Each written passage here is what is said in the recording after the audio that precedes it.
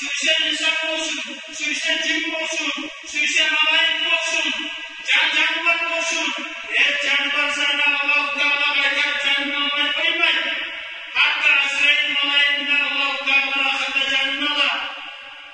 Varsa ölüm, bir dakika olmadan Allah ölmeydi. Allah-u Teala iktaşar, limanın mulkunu yavla, ruhun yesir ki nedir? Cevap vermenin canına zat yok, savzat yok. Bozudan bozu cevap vereceğim. Lillahi vahidin ahad. Bir bundan, vahidin müceddelin Allah verir yesin. Ondan sonra yesimiz var bizim kardeşlerim. Bozuklar, ruhlarımız, kurban olsun. Allah-u Teala'nın mahkamı yetiştirip kullanıyor.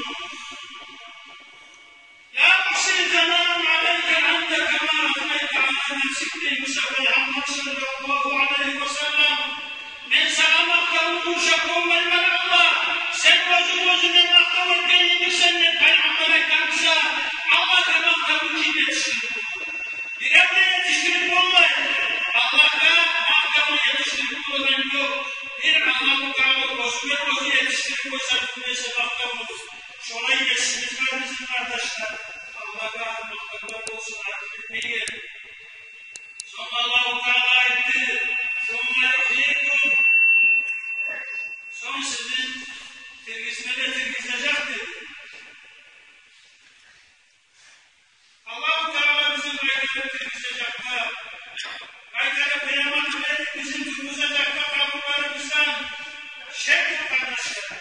Şu kolumuzda düşmanlar. Varlıkta şek yok mu? Allah-u Teala Peygamber'e tirgisleyecektir. Şek yok kardeşler.